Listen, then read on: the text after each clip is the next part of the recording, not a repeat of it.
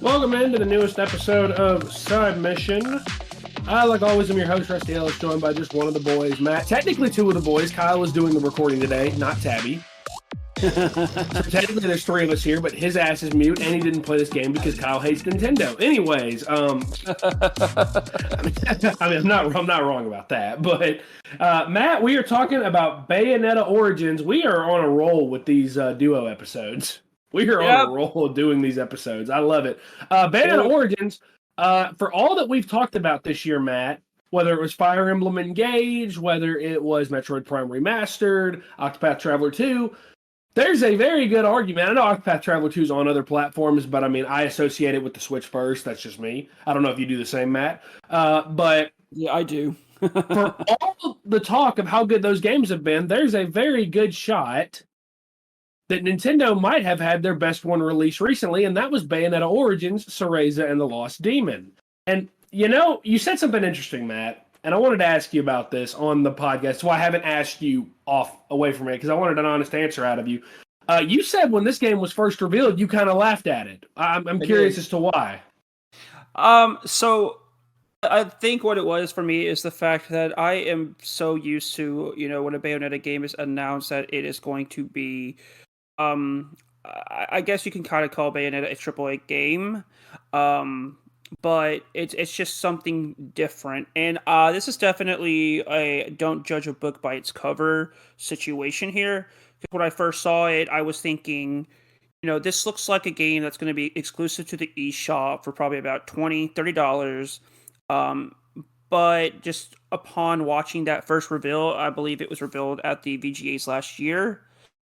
You know, they had just got done releasing Bayonetta 3 to, you know, critical acclaim, and all the controversy surrounding it.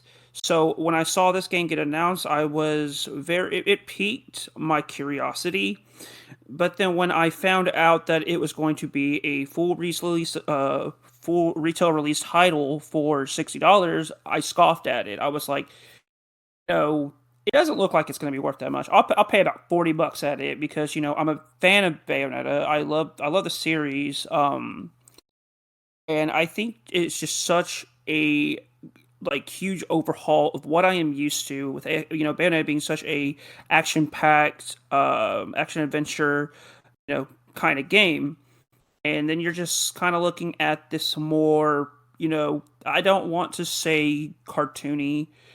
The actual art style itself reminds me of Okami, which after playing the game, I am definitely wish I could go back in time and slap myself and be like, bro, don't say that this game looks dumb, or don't say that this game looks don't like this game out. Yeah, it's a joke. Yeah, so I'm definitely glad that I gave it a shot, especially after playing the demo. If this is a game that you're sitting on the fence for, play the demo, and I definitely think that it offers you enough content to really make a decision. You know, I want to touch on two things that you just said for multiple reasons. One, I think you're right that this game is such a massive departure from what the Bayonetta franchise has done. They're very action heavy, very action oriented. They're almost like, I don't want to say like they're a light version of like Devil May Cry when it comes to the combat. But that's just, I see a lot of similarities in both of them. I haven't played much of the Bayonetta franchise, but I've obviously seen quite a bit of them. I just did a Matt thing right there. I played Utopia on the 3DS, therefore I can review it on the Switch. Anyways, I'm kidding. But it is a massive departure, and I know that the few people I've talked to about it whenever I've been playing other games and I've been in parties has been like, that's been the big sticking point of whether or not they want to try it is, well, you know, I love Bayonetta for what it is. I don't know if this new game is really going to interest me all that much. I don't think that the play style is more of a puzzle game. There is obviously combat, there is action, but it's more of a puzzle-solving game. It's a lot heavier on the story, I think. But I think that you're also spot on in saying that this game is 100% worth trying if you're on the fence about it. The last thing that you said I want to touch on before we get into the game heavily, I think that this is something that the eShop and Nintendo do very, very well that Sony and Microsoft do not do. I love the ideas of demos being more readily available there because you can try a game and you can learn pretty much right away, okay, am I going to like this? Am I not going to like this? I've had a couple games, like Harvestella was one for me that I played the demo for, and I ended up dropping, you know, the full retail value on that game physically, or not physically, digitally, so that I could play more of it, and I loved it. So on to Bayonetta Origins. Obviously, it's it's in the title. This is kind of the origin of the witch that went on to become Bayonetta, as she, this is her as a kid. I think Yeah. she's 12 in this game, Matt. Remind me, we've played a lot of games recently, so I've had to commit a lot of things to memory. So I think she's She's young. 12. She's She's very, young, yeah. very young. She's basically a teenager in this game.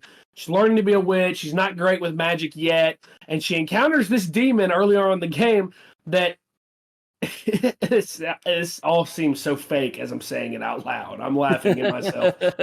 Basically, the demon ends up trapped inside of her stuffed bear, her stuffed animal. I don't remember what kind of animal it is specifically. That was a cat. It's her stuffed cat. You're right, and her stuffed cat goes by the name Cheshire, a lot like the story of Alice in Wonderland and all that. Matt, the art style of this game, Yeah.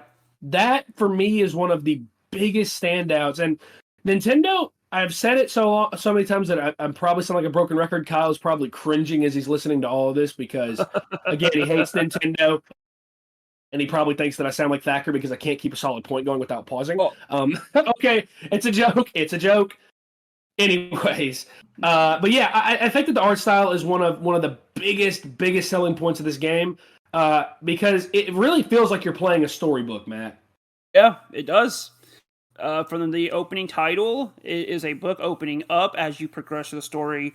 The story is told through like pages turning, and there's a narrator, and I don't know who she is, but I think she does a great job at doing a narration. It's kind of like when you're in kindergarten and your teacher is reading a book, and she's even doing like little voices for each character. She kind of does that with Cheshire. How she just kind of grunts when she's speaking. So the presentation is incredible, and the graphical art style that they chose, as I mentioned before, it's kind of a watercolor. You kind of seen this art style in storybooks. So as I said with the presentation, it really melts very well together, especially because this is such a big detraction from Bayonetta's quite a looker. I mean, it doesn't run the absolute best. I played 3, I played 1, but this game isn't need to rely on having using graphics at its like advantage, because the art style that they went with, like the game is very fluid. It's a lot of fun. The puzzles are well thought of. I love the world. Plus, I love the fact that you brought up Alice in Wonderland, and that's exactly what I got from this, because Alice in Wonderland is based off a storybook, and this game has that storybook, storytelling presentation. So the fact that the cat, the demon is named Cheshire, the world itself feels like Wonderland itself. Just there's so many crazy things going on. We'll touch more into that with the main enemy. But yeah, like a game like this is going to age very well. I agree. I agree. I think that you look at there's so much variety in this game. Like I don't feel like. I feel like one thing a lot of games struggle with nowadays is that you can kind of run into every level feeling very similar. It's one of my few critiques as we're playing the Resident Evil 4 remake right now, that everything kind of just feels a little bit similar in that game. Bear traps. And bear traps too. Love that game. They're it's not perfect, but I love that game. But back to Bayonetta Origins, I think that it would be very easy for every environment you go into to blend together, to bleed together, and to kind of feel the same, and the enemies kind of feel the same. It would be very easy for that to happen, but there's a lot of creativity here. I think that the level design goes hand in hand with the art style. Like, I remember both chapters 4 and 5 for me are two of the chapters early on that stuck out a lot.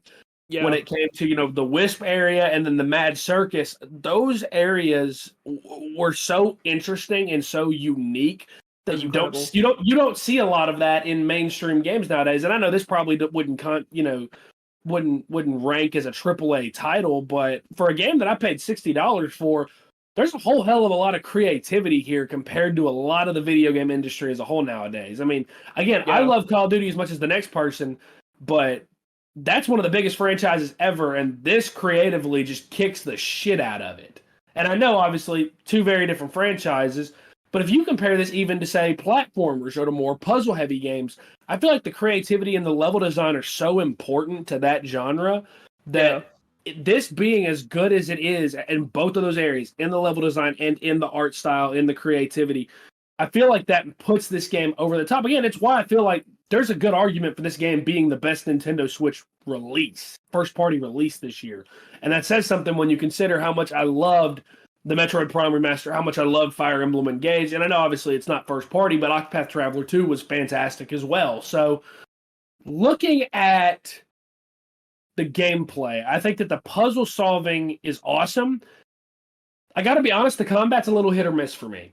It is. And Yeah. I think that when it works, oh, it's awesome. When it works, it's very satisfying. Like you can, like when you get that bite prompt for Cheshire when he's in demon form, when he's in unleashed mode, when you get one of those successful bite attacks, like the animation and the feeling in the Joy-Cons is awesome.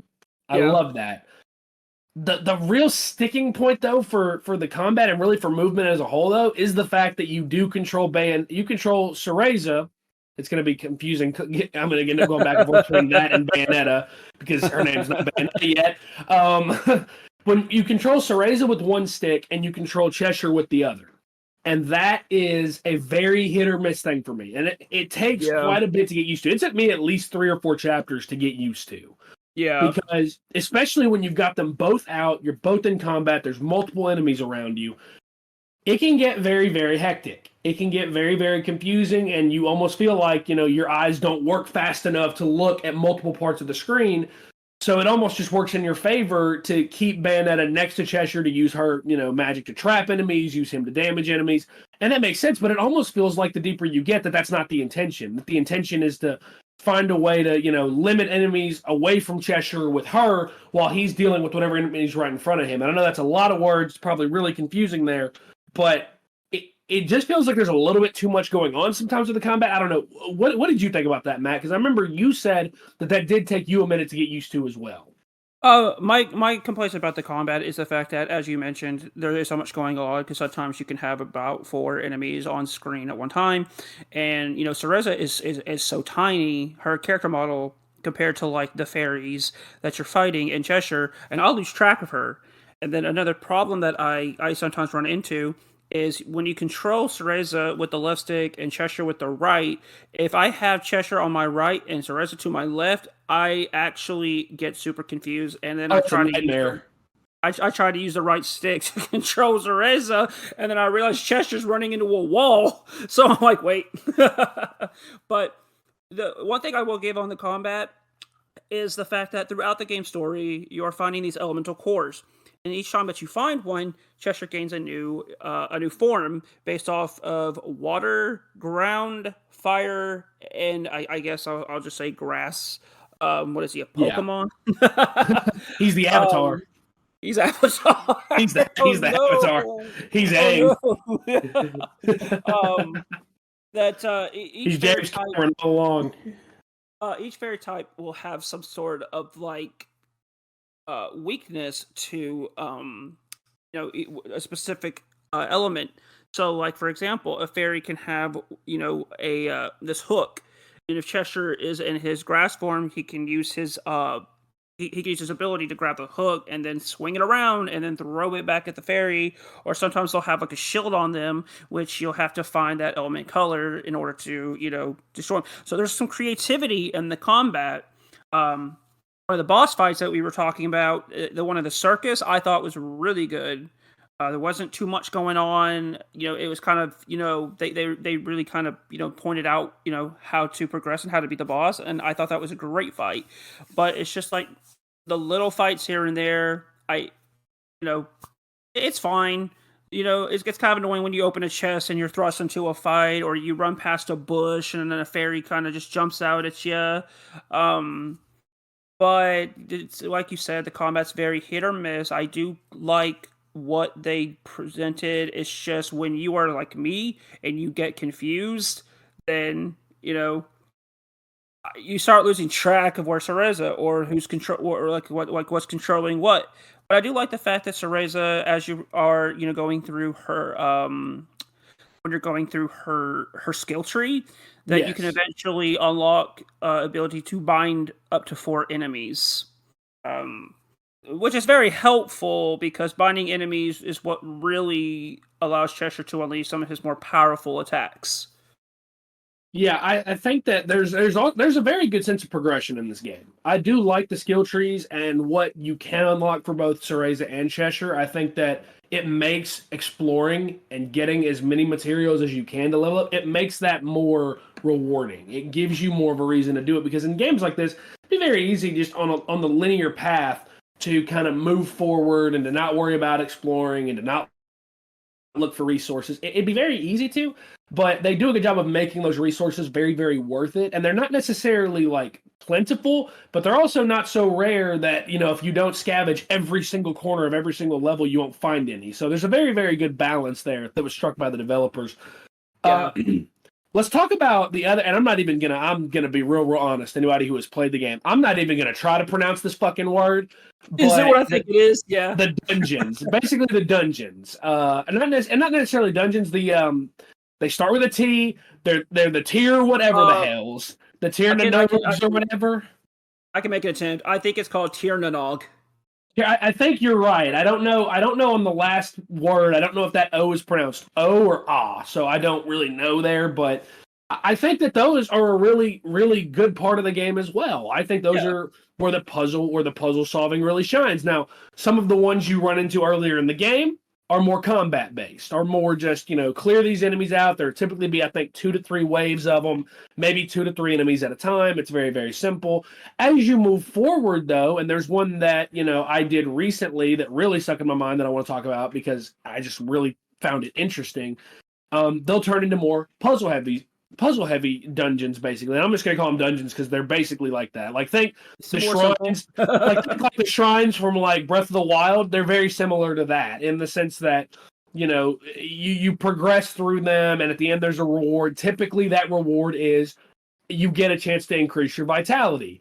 That's the main way thus far through the game that I've been able to raise my vitality. So. There's one that stuck out to me. It's right after you get the stone ability, the stone form for Cheshire, and it's where he has to stomp on these levers to make these platforms appear. And as you get deeper into it, there's multiple levers that he has to trigger. That the platforms only stay up for a certain amount of time. They only stay up for maybe about 10 seconds, and you have to bounce back and forth to get Cereza across these chasms. And obviously, if the platform that she's on shrinks and she's not able to get across, you have to start the whole thing over. That'd be very, very frustrating. But I feel like how they did it and the movement speed of this game, I feel like it works very well. The platforming and the puzzle solving, again, I know we bragged on it early in this episode, but it is really, really good, Matt. Like this is again these. I'm not even going to try to pronounce them. These shrines, these dungeons, these puzzle areas. It's really where the gameplay shines. Has there been one that stuck out to you? Because I know there's a chase one early on that's really good as well. Yeah, actually, there was one around in the circus level where I think it's actually one of the very first ones that is not combat heavy, but it has Cereza and Cheshire get split up on both sides of the screen, and you're having to keep helping out one another from one side or the other. And I think there's like trains pulling out of these portals that you are trying to avoid getting hit by. I like the little sound effect that comes with the trains. It's really nice. That's one that really sticks out to me. And then as a little bit further into the game, you kind of get to this area called the Fairy Tower. I'm not going to get too much into it, but it's kind of like this boss-like character who, when you go through it, you and Cheshire split up again, and you're having to hit these buttons, and you're having to use every elemental ability that Cheshire has to help Cereza progress. And she as well, because there is that yellow stuff that Cheshire can't progress, pass through because he's a demon, and it's like purification. It was very, very stuck out to me the most out of all of these Tyranogs. I'm just gonna say it. No, we're just gonna bite the bullet on that Tyranog. Pretty much, yeah. I'm just gonna call it that. There are ones that I'm not too big of a fan on, because with how the combat can be confusing. There are some where it's like, you're on a time limit to defeat the number of enemies. Those are fine. The ones that kind of frustrate me are the ones where Cereza takes damage, gets hit one time, it's over. And like I said, I have not sometimes encountered one of those, so I'm glad you'll I haven't. yeah, you'll find them. You'll find them. Another thing I do want to point out that I really do like is after that circus level and you unlock the Wisp like playground area. Yes. I love going around the map and finding the other Wisps and then coming back to that playground and seeing them all interacting on the swings, playing because they're kids. They're kids who died in this forest. So it's really kind of bittersweet to see that, but I love collecting them and finding them in like different parts of the map. So that's a great addition to this game. That's going to probably, even after I beat the game, I want to find all the Wisps. I want to applaud Nintendo for this as well because, Nintendo doesn't tell a lot of mature stories. They don't tell a lot of stories that have dark subject matter. It's just not been it's just not what Nintendo's brand has ever been built on. I mean, think about it. This is a brand that's been built on a mustachioed plumber, Pokemon, and Zelda. So, I mean, it's not like really on brand for them, but this is a really, really, there's a lot of really, really deep subject matter here. Because if you think about it, Matt, and you'll have to correct me if I'm wrong here, a lot of the story comes from the fact that Cereza ultimately wants to get back to her mother. Her mother's been imprisoned, and, Cereza's been with this witch that she's been learning from for, the better part of her life. And she's trying to go and rescue her mother. And to do so, she has to go into the Forbidden Forest. LOL. I love that trope there. I think that's the gist of the story there. But at least as far as I can tell, I mean, again, we have to play so many games. It's so hard to commit everything to memory. But yeah. But this is a really, really dark story. It's not dark on the levels of, say, Last of Us Part 2, Plague Tale Requiem. It's not that dark. But for Nintendo, it is a very, very dark story that hides a lot of its, a lot of the dark parts of it. Because, you mentioned the Wisps there being children that have died in the forest. I mean, that's very dark, and you don't ever really get that kind of feel from them whenever you interact with them in the game because they're always laughing. They're whimsical. Yeah. They're funny. And I think that Nintendo did the Nintendo and the developers, want to give the developers credit here too, because obviously they're the ones making the game. They did such a good job of balancing that, in my opinion. It'd be very easy to make it just all laughing, all jokes, all funny, but they do a really good job of balancing kind of those serious moments. And I think a lot of that is shown also in the interactions between Cereza and Cheshire. They do not like each other early on in this story. They do not like each other. And to be honest, it wouldn't shock me. I haven't beaten the game yet. I know, Matt, you were close. Did you finish the game or no? I'm actually probably on the final boss fight right now. Yeah. You're pretty close to being. I don't know if it gets better, but it's one of those that I've said early on that I would not be shocked if they never really liked each other all that much in the story. Now, if they do end up liking each other, then I look like a dumbass who hasn't beaten the game. But that is what it is. I'll take that risk. But there is so much good that has been done in this game, whether it's the gameplay, the puzzle solving, the art style, the way the game runs really well. Like that, I don't think I had very many performance issues, Matt. I don't know if you did. I'll let you talk about that. No, I haven't had a single one. Yeah, I feel like the game runs really well. Obviously, like it's not going to be your 60 FPS 4K juggernaut, but I think if you're expecting that from a Switch game at this point, I mean, I think that's more on you than it is Nintendo, if we're being honest here. Again, in a really good year for the Switch, this might be their best one yet. And I loved Fire Emblem Engage. I loved the Metroid Prime remaster, and I haven't had a chance to play Kirby Return to Dreamland yet because LOL money. And I'm not made of it. It's hard. It's hard to hard right now. Obviously, I've heard that Return to Dreamland Deluxe was really damn good, and obviously Octopath Traveler 2 was really good. We've got Tears of the Kingdom coming in May, I believe. Yes, May. Yep. And I said this, Matt. We talked about, and this is going to kind of we'll end this episode on a little bit of a smaller discussion. I think we could really do a full episode on this, but okay. Do you think, and I'll ask you this because it's come up when me, you, and Kyle have talked about it. Thacker's not as big into the Switch as the three of us are, and that's fine. I mean, to each his own. Kyle hates Nintendo, and yet he has like 5 Switches. So, I mean, He's gonna unmute himself, be like, "That's a lie. That's a lie." But his most anticipated game is a Nintendo game. well, here's my question for you, and this will get into my last point before we call it an episode. Do you legitimately think that this is like the last year of this current iteration of the Switch being Nintendo's main focus?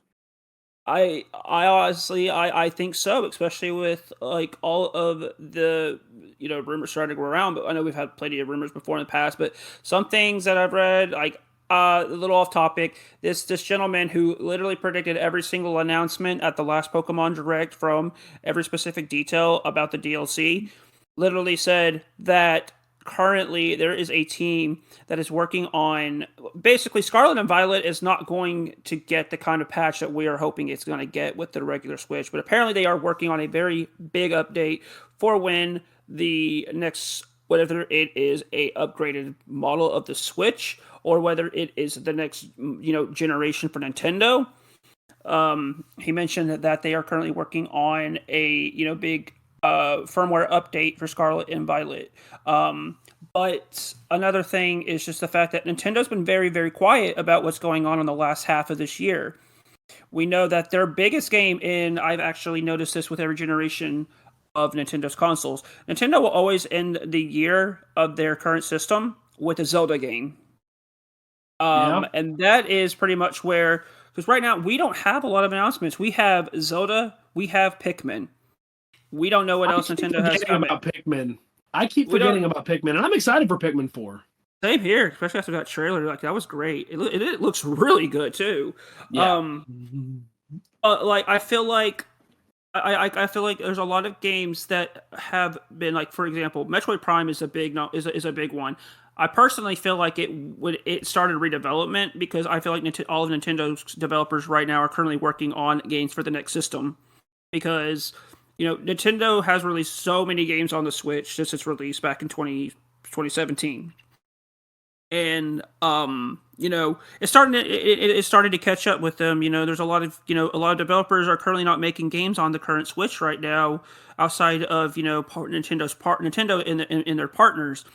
And I think that's obviously because there's such a big difference between the PlayStation 5 and the Xbox Series X, and obviously Nintendo's next system is not going to be as powerful as those consoles, but it's probably going to get up there with about the PlayStation 4 Pro and the Xbox One X.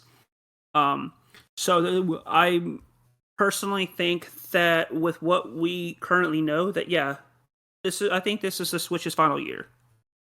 Yeah, I think there's a chance. I mean, one thing I've said off air has always been, it feels this year like Nintendo has pushed a lot of their chips to the middle of the table. Because, I mean, look at how many early releases we've had this year.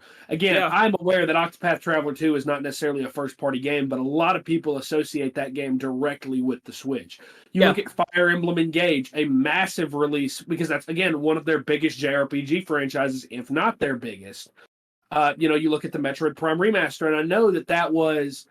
I'm aware that was a shadow drop digitally and that, there were the issues in the supply chain stuff early on in the physical release. But now that game is pretty widely available now. Like, you go to a Walmart, you go to a Best Buy, it's pretty widely available. I think Nintendo's realized that people will buy that game. So adding that, you got Kirby Return to Dreamland and now this, it feels like Nintendo has really tried this year to put out high quality. And to be fair, I always said I thought that last year was a good year for the Switch. I thought they put out a lot of really good games last year. It really does feel like they're going out with a bang. Do we have a release date on Pikmin 4?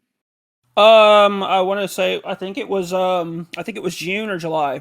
One of those two. So it's after Tears of the Kingdom. And I figured it would be. I figured Tears of the Kingdom was probably the next biggest Switch title that we're getting. Unless there's one that I'm not... Well, unless we count Hogwarts Legacy. Shit. I mean... Can we just... I know that there's only two of us here. I know Kyle is muted. Kyle will text me his answer here. Can we just all agree that Hogwarts Legacy is going to run like absolute shit on the Switch? Yeah, none of us are a believer in that, right? I don't even want to watch the Digital Foundry tech video for it. Yeah, I honestly think it's going to look like shit. I'm muted for it. I love it. I love that. So no, I think there's no shot in hell that Hogwarts Legacy runs well on the Switch. There is no shot. But it does feel like, again, this feels like an all-in kind of year on the Switch, and that's a very good point, Matt. You bring up with Tears of the Kingdom, it being they typically end their generations on that. What did the Wii U? What was their swan song? It was Breath of the Wild. It was Breath of the Wild, yeah. It was Breath of the Wild, and I know that Breath of the Wild was obviously available day one on the Switch, and that's again where a lot of people love to associate it there. But it was a Wii U release. So I think that people forget that. So I have to ask, man, because I've never noticed that trend, Matt. Was Skyward Sword the big release for the Wii? Yes, it was. Wow. Okay, I didn't know that. Yeah, I definitely didn't know that. That's really interesting, actually. We might need to discuss that more off air because that's actually a really interesting trend I didn't know. So my last question for you. Well, no, I have two questions. One, do you think that we're going to get a Tears of the Kingdom OLED? I do think so. I'm definitely thinking with those images that were leaked, because if those were fake, those are really good fakes, because they faked like the packaging, they faked like every single little thing when you open up the box. And just today we got announced that there's a 10-minute special presentation for Tears of the Kingdom this week, and I think that if this OLED is real, I think it's going to get announced at that event. I know that this is a Bayonetta Origins episode, and I don't want to let that be forgotten because I loved this game. I would have loved. I know that there's no chance. There would have been no chance of it. I would have loved for Nintendo to give us a Switch Lite edition for this game. I feel like this game would have been. This game could have produced a really, really cool special edition Switch. I know, obviously, not a big enough release to warrant it, and I don't want the Switch Lite to just be forgotten because I think the Switch Lite is a very, very, very good console that not enough people talk about. For multiple reasons. I should get one. I forget you don't have one because I have both of the Pokemon Edition ones. I just love it because you don't have to really worry about Joy-Cons. You don't have to worry about charging Joy-Cons. I love it for that. It's more of that Game Boy feel. But the last question, and again, we could probably do a whole episode on this, and I want to do an episode with you and Kyle, kind of, two Zelda veterans talking to a Zelda novice here. I legitimately feel like the closer and closer we get to Tears of the Kingdom, I feel like it is legitimately going to be a Game of the Year threat. Do you feel the same? I do. I just remember when Breath of the Wild came out. I don't remember anything under a 10. Like, that game just blew up. And Nintendo, when it comes to... Nintendo doesn't really make sequels. But when they make a sequel, it is incredible. Like... Mario Galaxy from the Mario Galaxy 2 was so incredible because Nintendo likes to use ideas that they had in the when they coming up with the concept. So when a lot of the ideas that we're going to see in Tears of the Kingdom were things that they would have liked to put in Breath of the Wild, but they ran out of time, or they just couldn't figure out how to fit it in there. I remember seeing concept art of Link looking like having alien looking attire and a UFO. And we don't know a lot about Tears of the Kingdom. Nintendo's being really secretive with this one, and we are literally about a month and a half away from release. So this 10-minute presentation that they're going to show this week, I'm hoping that we get quite a bit. But I just want to know the difference between what's going to be different between Breath of the Wild and Tears of the Kingdom, because a lot of people are like, oh, they're reusing the same map from Hyrule, but they're adding the whole sky area element to it, and I'm like, don't doubt Nintendo when it comes to their ideas, because they're going to blow our minds, and I think Tears of the Kingdom is probably going to be one of the highest rated games this year. I think there's a really, really good shot that you're right, and I'm excited for it because I've never beaten a Legend of Zelda game. I've already popped one of those, never beaten any game from this franchise, cherries, with Fire Emblem Engage earlier this year. It was my first Fire Emblem title that I beat. I'm excited to get to Tears of the Kingdom, but again, want to reiterate, Bayonetta Origins, Cereza and the Lost Demon, phenomenal game. Absolutely loved it. I feel like the average score that I've given, Switch releases this year has been a 9, and I think I'd give another 9 here. I think that this game is phenomenal. The storytelling's great, art style's great. The combat's the biggest question mark, but I feel like if you can get used to it, it's really, really good. When it works really, really damn well. So that's going to do it for this episode of Side Mission. A little bit of a longer episode. Was surprised that this episode was as long as it was, but it's all good. It's a lot of fun. That's going to wrap it up for us. Be sure to follow us on Twitter at Side Mission Pod. You can also check us out on Facebook at Side Mission Podcast. For Matt, for Kyle on the production side of things, I'm Rusty. Thanks for listening.